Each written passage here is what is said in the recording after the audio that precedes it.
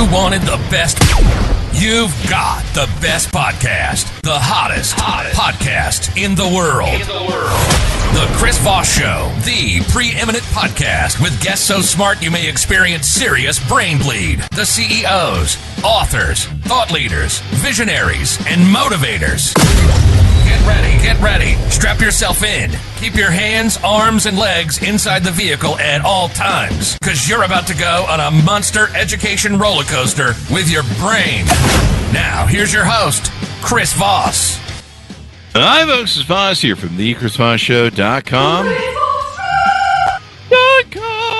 You know how that's how it goes. What can you do? Welcome to the show, my family and friends. We certainly appreciate you guys being here and being part of the show. As always, we have the most smartest minds that bring you to the show. 15 years of the billionaires, the CEOs, the you name it. Everybody's been on the show except for I don't know who hasn't been on the show. I don't know. But if you haven't been on the show, well, that sounds like a you problem. Anyway, guys, refer this show to your family, friends, and relatives. Go to goodreads.com/Chris Voss, LinkedIn.com/Chris Voss, YouTube.com/Chris Voss, and Chris Voss 1 on the tickety-tockety over there where the kids play. Today, we're going to be talking about living radically. We're going to go radical.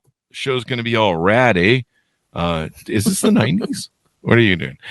We have an amazing young lady on the show, and she's going to be talking about some of the things that she does to help people live radically. I think that's where we going to go spray paint stuff. Like we're going to, that could be fun. Maybe we should. I don't know. Maybe we're going to tip over cows in a field or something. We're going to go nuts and radical a while on the show.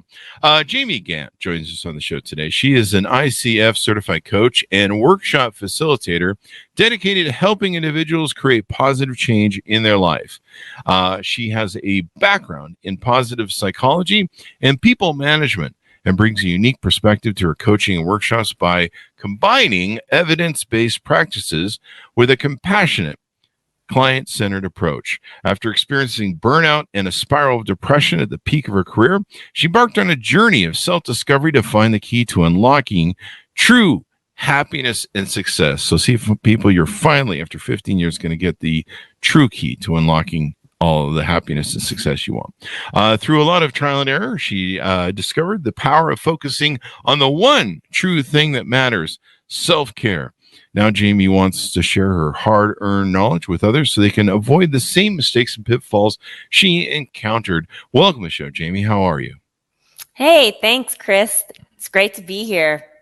Thanks for coming. We certainly appreciate it. We're ready to radicalize our radical living.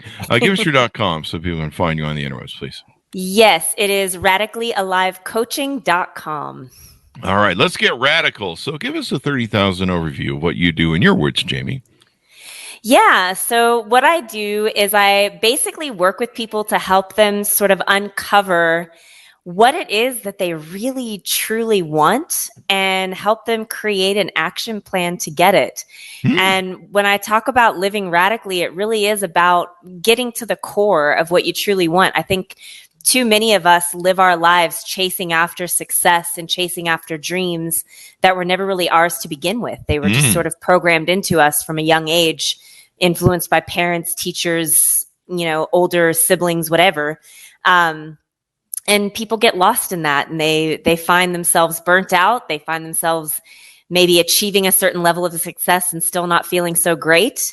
And when you really dig down deep inside, it's because it was never really what they wanted in the first place. So, a lot of people go through this in life. I remember when I was young, I would listen to Billy Joel's My Life, and I was trying to figure out. I was like 10 or 11. I think I was 11 at the time. And I was like, why is he written about these people that are going through midlife crisis? And why are they all burnt out and they're in a bar having a drink together, sharing a drink they call loneliness, and they're divorced, and I would hear my mom go on about those divorced guys, and they go leave the women and they're always having their midlife crisis and stuff. And it seems like everyone has a midlife crisis. So I just kind of looked at it and like, why are so many people going through this? And it became apparent to me that a lot of people, they just kind of jump on the social bandwagon. It's the old Fight Club thing. I called my dad and I said, what do you do? And he says, go to college. Okay. So I went and did that. And I said, Dad, what do I do now? He goes, get a job. And so I went and got a job. And, what do I do now? Go get married. And, everyone just kind of buys into the program thinking that that's just an instant drive to happiness. And newsflash, it doesn't seem to be that way because you're not making the choices that you want. Exactly. Yeah. And what's most interesting, actually, that I find the more people that I work with is so many people are so crystal clear on what they don't want. They have no idea what they want. They're like, well, I want to have money. Okay. You want to have money for what? Well, so I can buy stuff. Okay. Well, what stuff do you want to buy? Well, I mean, Stuff. Stuff. But I saw my neighbor has this cool car. Like, maybe I should get one of those. Yeah. But why? Like, for what? What do you want that for? And you bring up a good point when you say that, because a lot of people think that that's the game, keeping up with the Joneses. So I got to get a job like Bob. Maybe it's some corporate thing that I'm not excited to do, but I got to be like Bob or Joe, and pick your neighbor. I gotta go to college and do the thing with that thing, and I gotta get a job, and I gotta go into traffic, and do the commute every day, and I gotta do all the things, and happy wife, happy life. I gotta raise the kids and stuff. And I think people they don't really think about it. Like they don't really plan about it. They just assume that the social construct that they're handed, like you mentioned, is just okay. Well, that's what everyone's supposed to do. And, yeah, exactly. And sometimes it's not what maybe you want to do. Yeah, exactly. And I think with social media today, it's actually gotten much, much worse because there's all of these like perfectly curated Instagram lives that, people are so happy. They make millions of dollars from home and they don't have to do anything. And everyone's starting to wonder, like, well, why not me? Why not me? Why don't I look like that? And then even if they do happen to get there in some way, shape, or form, once they get there, they're like, why do I still not feel good? Yeah. Well, because that wasn't what you wanted. Yeah. I grew up poor. And my parents struggled. And I thought that buying all the things would make me happy. I'm like, when I get money, I'll buy all the things I want. And then when I got there in my 30s, I was miserable. Like, I was like, is this all there is? This feels empty and sad, and everyone just likes me for my money. There's no other reason to like me if you know me well enough. But I'm sure that's not true. It is. It is. Yeah, thanks for playing along. But honestly, I was just like, what the hell? This is, I thought I would be so happy, and all I want is more things.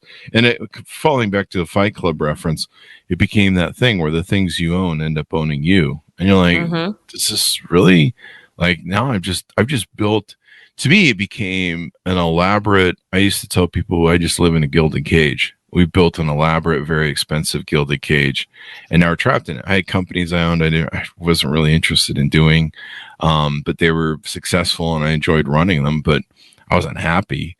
And I was just like, Dad, I'm just miserable. Like, and everybody around me is miserable too. So how do you help people get on the journey to discovering more of what they want, maybe what they should be doing, and help them find, maybe their true thing that they want in life? Yeah. So much of your story, Chris, really resonates with me. I feel like I had such a similar experience on my journey to where I am now, helping other people kind of get through this. And what I've found actually is when I'm working with people, I like to really focus in on their core values. A lot of people have never really sat and thought about, like, what are my values? What's really important to me?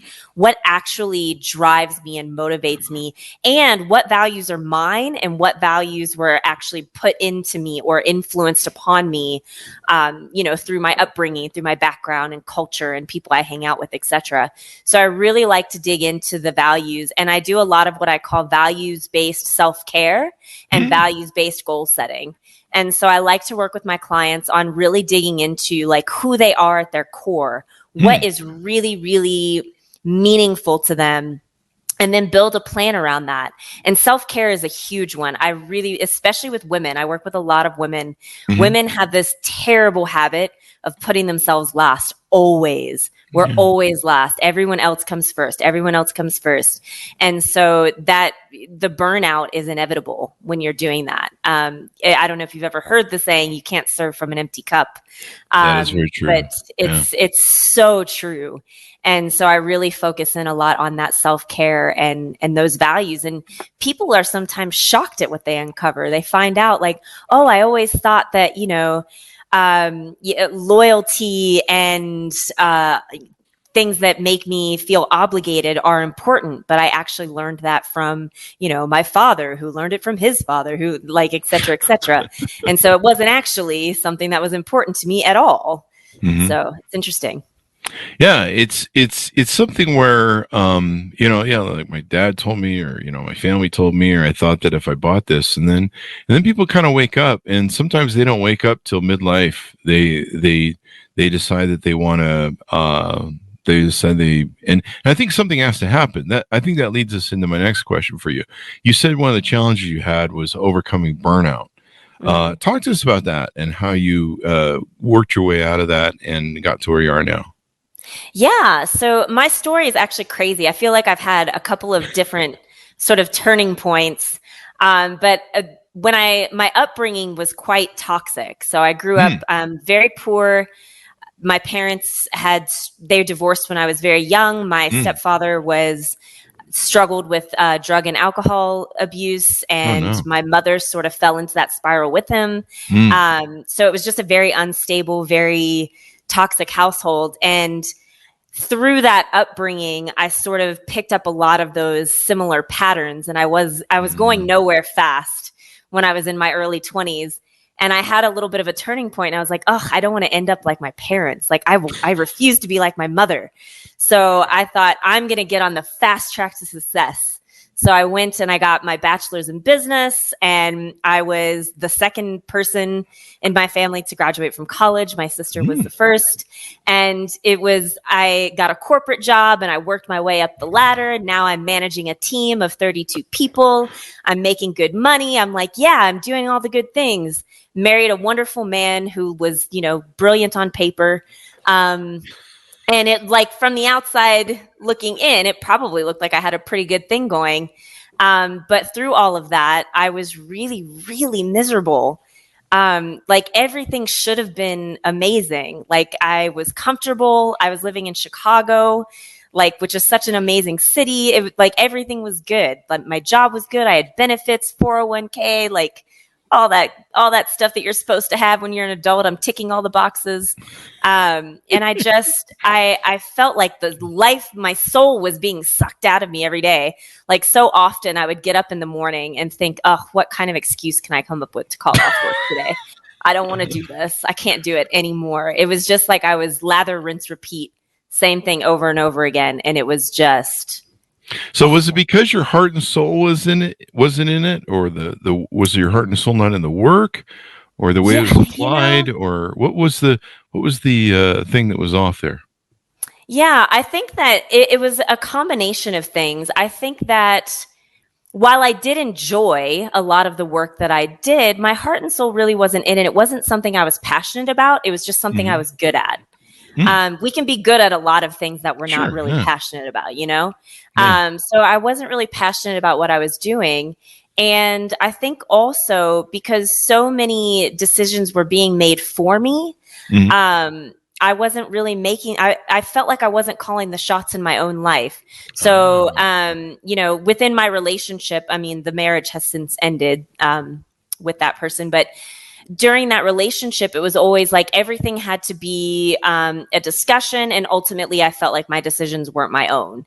It was always a democracy, which, not to say that that's a bad thing in relationships. Please don't start fighting with your spouses because I said that.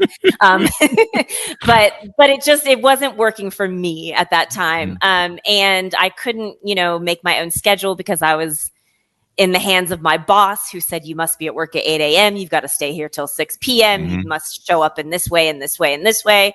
And I was just like, God, who even am I? What is this life? Did I choose this? Because I don't remember making this choice. I just knew I didn't want to be my parents. Yeah.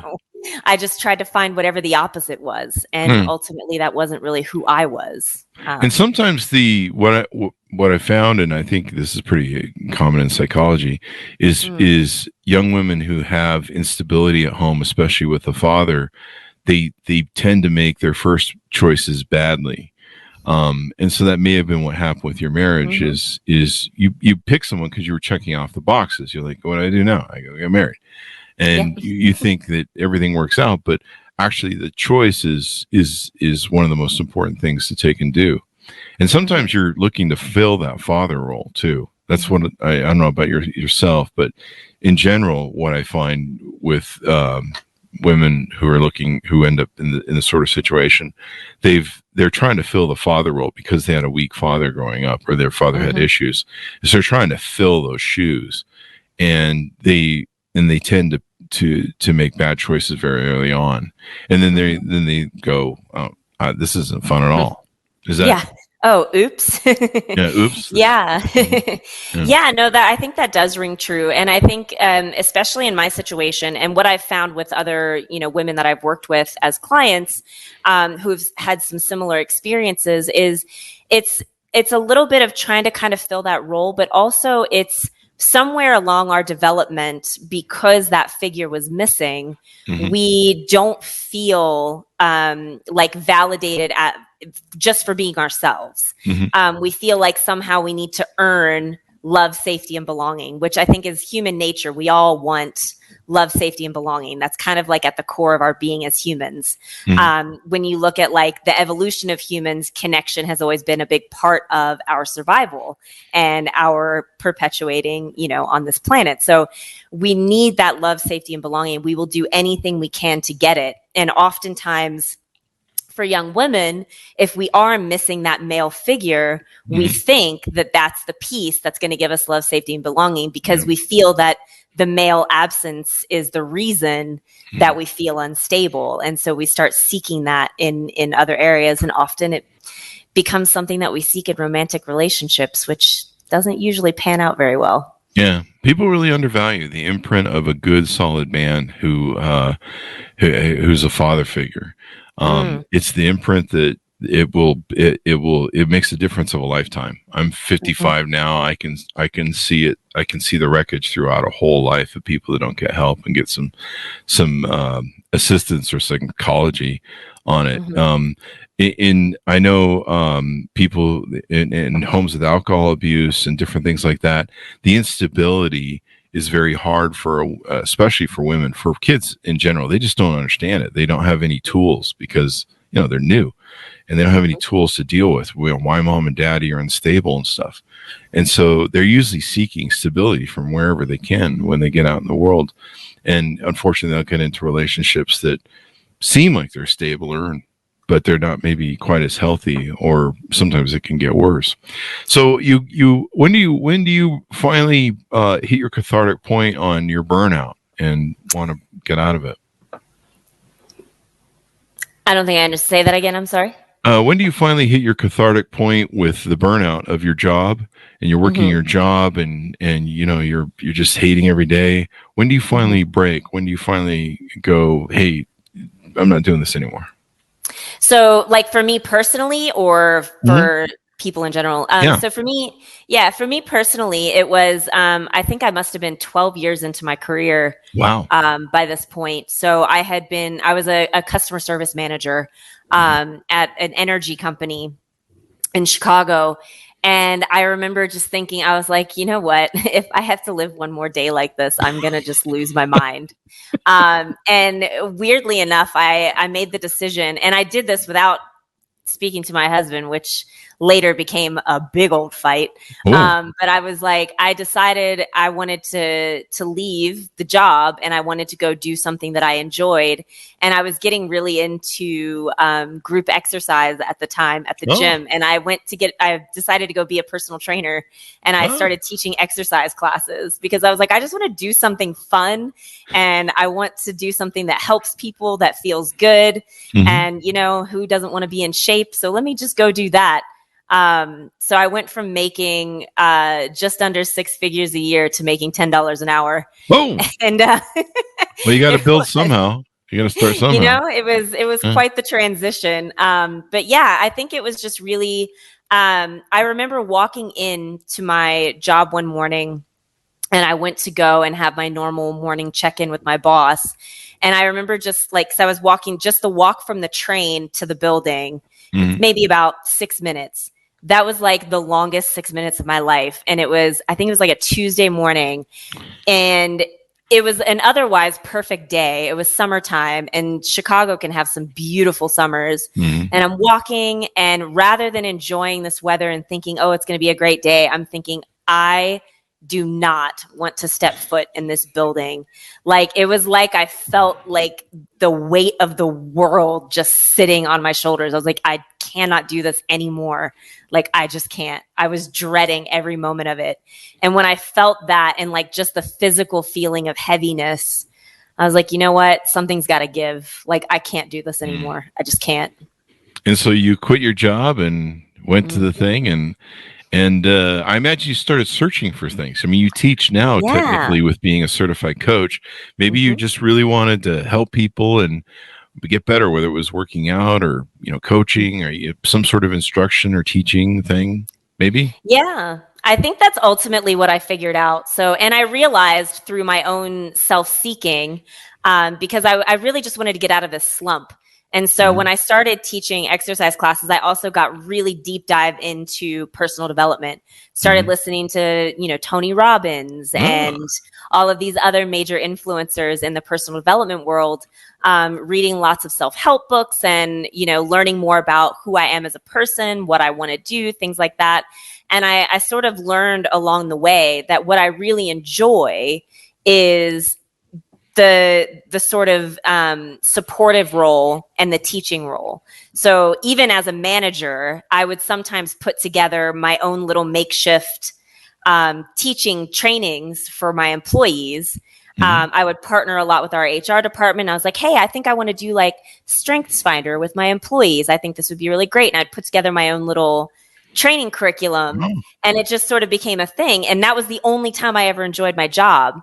And I didn't know that was like what I was headed towards until I started searching like within myself, like, who am I and what do I want? Like, you would think we all know that by now. I mean, I was 33, 34 by this point.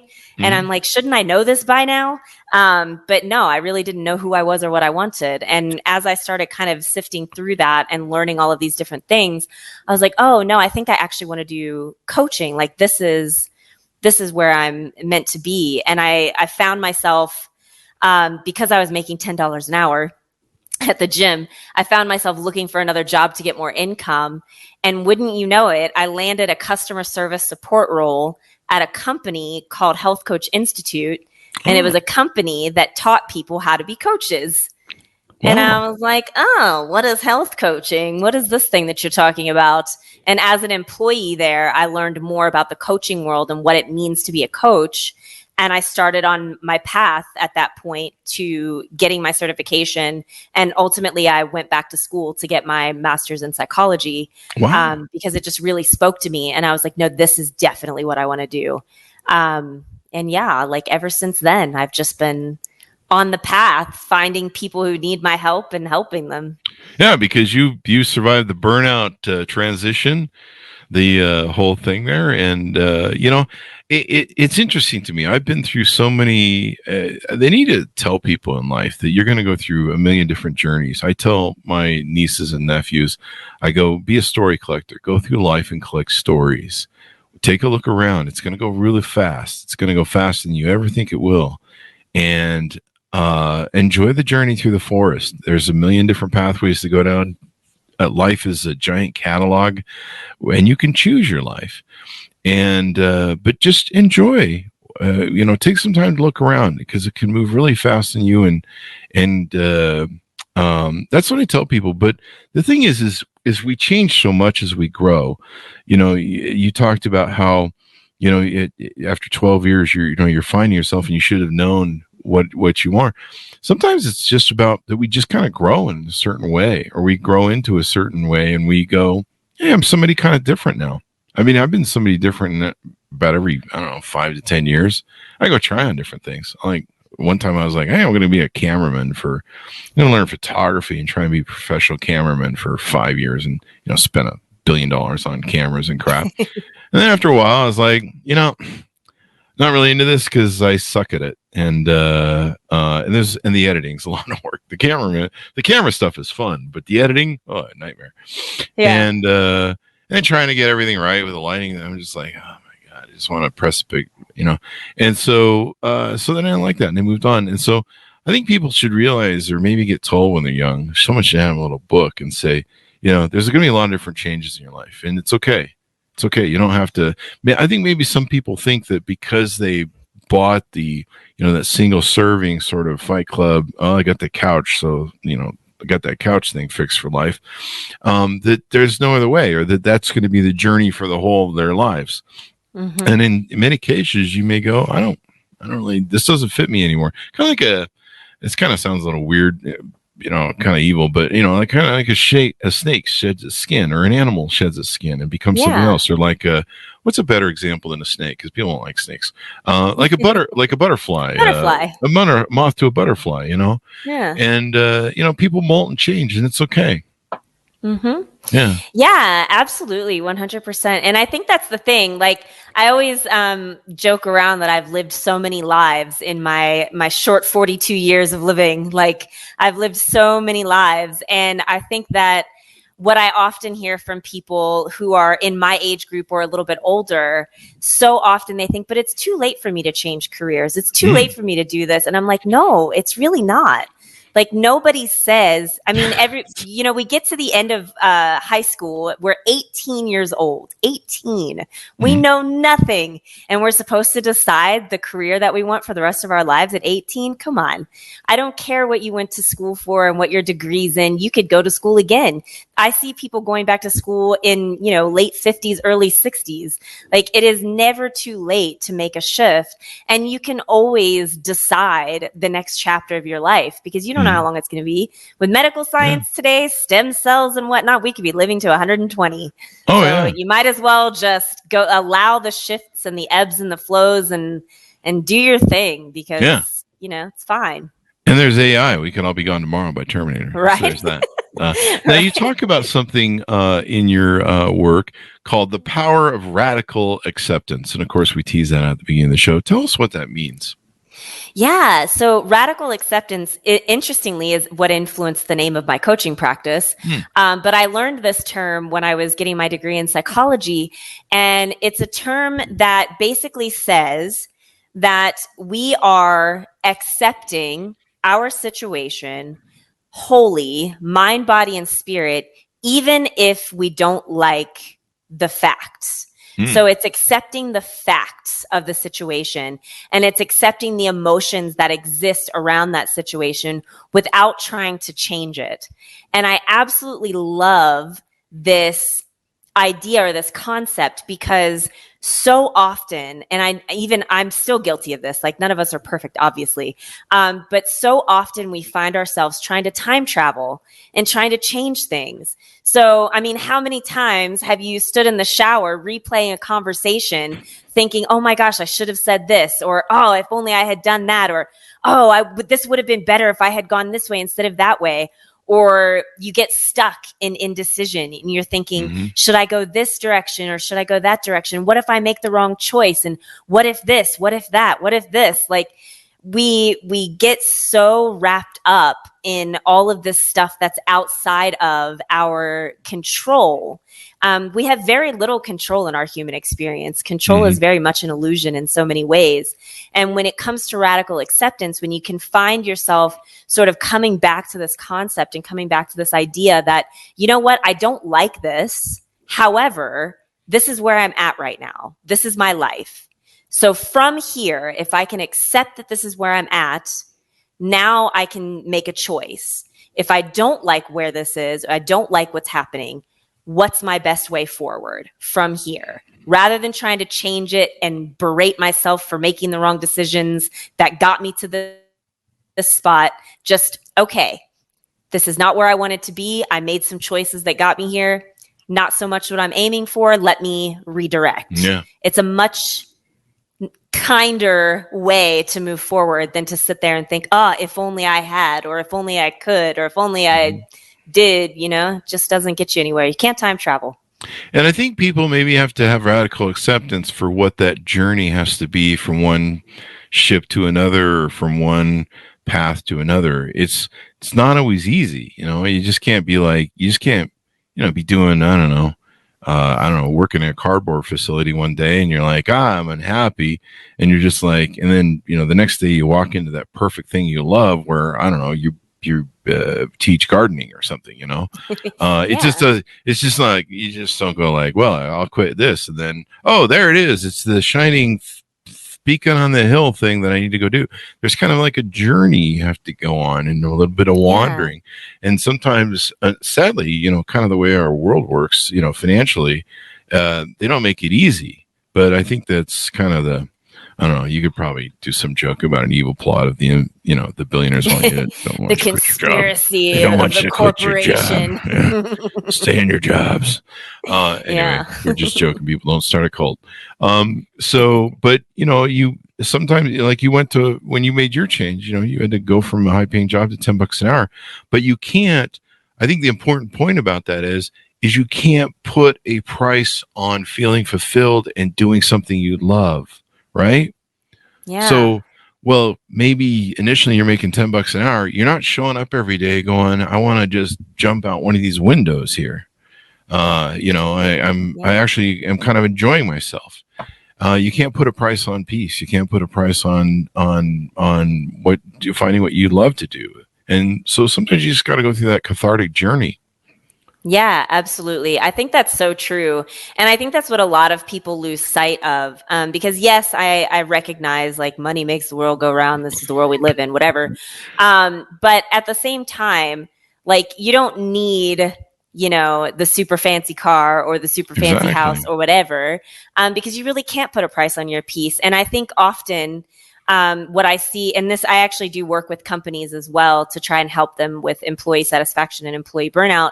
And a lot of what I kind of point out is, unfortunately, some companies create this sort of unspoken culture where it's like, we pay you a lot, so we expect you to be here 60 hours a week. It's like this unspoken agreement of like, yeah, you might feel like crap and you might feel stretched thin, but we pay you a lot, so you should have to deal with that.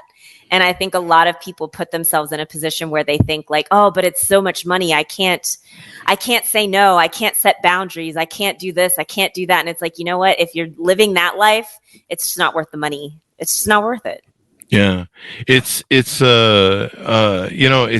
something that people need to realize that, hey, it's okay to go on that journey. And yeah, maybe you're not going to keep up with the Joneses this week, or whatever. But maybe that really isn't the thing that you're all about. I don't give a fuck about the Joneses. And here's a newsflash to most people. No one cares about what you're doing. They just don't care. Yeah. They're so busy doing their own problems. They don't care about yours. Like I've had friends that are like, people are watching me drive down the road in this old car. And I'm like, no one cares. Like, no one cares. In fact, they're worried about their own shit. They got, a lot of people don't realize, I think it's kind of an epiphany people have about 40 or 50. Yeah. They realize that all the thinking they're doing about what they think other people are thinking about them, no one's thinking about them at all.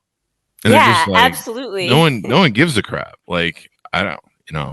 They spend half their life trying to impress other people, keeping up with the Joneses, keeping the right car, the right job, the right college degree, blah, blah, blah, that we've been talking about. So you've launched a new course that we should talk about, a new online course about self-care. Tell us about that and how it works. Yeah. So this is actually, a course that's going to lead into another course that I'm currently building. But it's called Self-Care Mastery. It's a mini course. It's 3 modules. It's nice, quick, and easy. But it's basically a way for someone who might be experiencing a little bit of burnout or on their way to burnout, get a little bit of a deep dive into personalized self-care. And it's a very much a self-discovery journey. So this isn't your, like, let me give you the perfectly curated Instagram self-care routine, like do a facial, do a pedicure, whatever. It's not that. It is very much a self-discovery mini course, and I take you on a journey of figuring out who you are at your core, what your values are, and you craft your own personalized self-care plan out of that self-discovery. So it's very cool. There you go. And so how do people onboard with you? How do they work with you? How do they see if you can, you're a good fit with each other, et cetera, et cetera? Mm-hmm. Yeah. So you can find me on Instagram at Radically Alive. Mm-hmm. I have a link on my profile where you can book a free call with me to have a bit of a consultation. And you can also go to my website, radicallyalivecoaching.com. You can enroll in my courses. You can also book a call with me there. There you go. This is really important, people. I've been referencing Fight Club a lot. And the reason I probably do Fight Club is because there's a lot of truthisms in there. But it's what woke me up. When I was, I had everything I thought I wanted and didn't have anything I really wanted. I went, is this all there is? And I saw the movie Fight Club, and it shocked me. It woke me up, and I had a huge awakening. There's a line from it. You are not your job. You are not how much money you have in the bank. You are not the car you drive. You're not the contents of your wallet. You're not your fucking khakis. And I think what we've been talking about, that's kind of harkened this back to me, is that we think, from what you and I have been discussing the past hour, we think we're all those things. Oh, I'm the career person at XYZ Morris and Morris company and the chief accountant, and I've got the title and all that stuff. I've got the BMW. I've got the thing. And people don't realize that, what you've talked about and what you coach people on is you help them find themselves and not this external bullshit. Fuck Martha Stewart, as they say in Fight Club. Fuck the sofa. It really is a brilliant movie, isn't it? It's really full of everything. It's got it all. Yeah. But what it tells you is that you need to find what's inside of you. What makes your heart beat? What makes your soul be filled? And kind of what your sort of modality is that you enjoy doing. And then a lot of times, especially in the great thing about today's world, is you can usually find just about any way to make money off of the thing that you love. And that's the great thing about being an entrepreneur as well. You find something you love and you go, I really love doing this. And I wonder if anybody else likes doing this. People are like, yeah, we like doing that. Teach us how to do it. Or show us, the different skill set that we need to do it.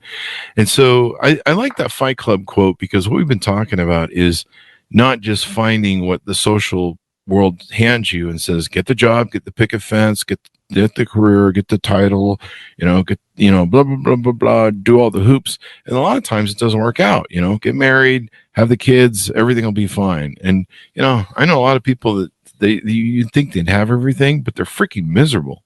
Mm. And the problem is you end up building that gilded cage that's very hard to get out of. It's a trap.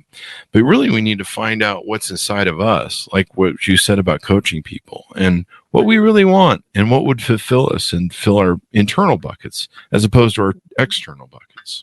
There we go. Yeah, 100%. I think it really is. It's all about passion and purpose. You find your passion, you find your purpose, and your purpose is not what your mom said you were going to be when you grow up. It's not what your, proficiency tests said that you took when you were in high school. Like, it's not that. Like, all of us came here into this existence with a gift and a purpose. And when you find what that is, all the other stuff falls into place. It doesn't matter. You don't have to worry about, will I make this much? Will I have enough to survive? Will I do this? Will I do that? Like, you find this sort of inner compass and this inner trust that whatever you do, you will find a way because you've got passion and purpose. A very dear friend of mine once said, you can get anywhere without a plan if you pack a strong enough purpose. There you go. Yeah. Having a purpose in life is so important. I remember in 2008, what you're speaking to, in 2008, I lost all my companies, and it just totally wiped out. Our biggest company was a mortgage company. So, that took everything down, but nothing was working. Everything came to a standstill economic wise. And, I remember going through the cathartic journey of losing everything and realizing that it wasn't those things that I owned that made me. It was me. I'd always been the entrepreneur since 18. I was always been the builder, the guy, the innovator, the idea man. And as long as I still had me, I could rebuild and I could do stuff. And what you mentioned before and talking about knowing that you can do it, that's so important, because people think all that external bullshit is the thing that makes them. It's their identity. It's their, it's without it, they can't survive. But when you get down to the core, you realize that you're the person who can do it. You have the ability. And if you don't think you have the ability, you can develop the skills to do it. I mean, I was an introvert, and now I'm an extrovert who's an asshole on a podcast. And the loudmouth CEO boss who goes and gives speeches. You can change, and life is going to change, and you're going to change, and it's okay. Mm-hmm. You're going to be fine. Yeah. A lot of, you mentioned earlier in the show about how people say, well, maybe it's too late. I'm too old to change. I think Oprah, there's a whole list. I'll see memes on social media, so I can't quote them right. But the guy who started KFC, the guy Oprah, there's a whole list of people who sometimes really didn't restart their lives and find success until they were like 40s or 50s. Yeah. And so it's never Morgan Freeman only started acting at 46. Yeah, there you go. And he's like 90 now, or 100 or something. I'm just kidding. He's pretty old. He's pretty old. He's working it good. He's got it down. So give us your final thoughts and pitch out as we go out. So I would say my biggest final thought is find your way to your truth. And when I talk about living radically, it's really just ditching the script. It's okay to let go of all the things that people said you were. Like, you don't have to believe that you are who people say you are, or the people have told you are as you were growing up. At any time, you can let all of that go. One of my favorite memes that I saw once upon a time was, a wise woman once said, "Fuck that shit." And she lived happily ever after. And I wholeheartedly embrace that. That is so true. That's Fuck living that radical. Shit. There it is. Just go live your life. Don't let anybody tell you who you are. Only you know who you are. And don't make things your identity. Make you your identity. I mean, I can go anywhere probably in the world, and if you give me a couple bucks, and I don't even need a couple bucks, I'd probably figure out how to start a company where I go. And they'd probably have to, I had friends during the Great Recession tell me, because I was trying so much stuff to find something that would hit, and nothing was moving. It was like a dead still economy. And one of my friends said to me, they go, "You've tried so many things that if it came on the news that you were an international weapons dealer, I wouldn't be surprised, because you tried so much to get out of all this stuff and survive this crash." And that's really what it was down to. It's down about me. And when COVID hit, I had the tools to go, okay, well, I survived 2008, so I can do this. I mean, I don't know about the health part, but the business part and the money part and stuff, I can figure out a way to survive this. So there you go. Tell people how they can onboard with you, reach out to you, and sign up with you. Yes, you can find me on Instagram. It's at Radically Alive. And you can also get onto my website, radicallyalivecoaching.com. Everything is there, and I would love to chat with you. There you go. Thanks to Ken for the great words there. Agreed. Good job, Chris. You need to work on your spacing there, buddy, but I still love you. Thanks to my audience for tuning in. Thank you very much, Jamie, for being here. We really appreciate it. Thanks, Chris. There you go. Guys, refer the show to your family, friends, and relatives. If not, you'll lay awake at night in just guilt and shame going, why didn't I invite my family and friends to the Chris Voss show today? What's wrong with me? No, I'm just kidding. People don't do that. Go to goodreads.com/Chris Voss, LinkedIn.com/Chris Voss, YouTube.com/Chris Voss, and Chris Voss 1 on the tickety talkety. Thanks for tuning in. Be good to each other. Stay safe, and we'll see you guys next time.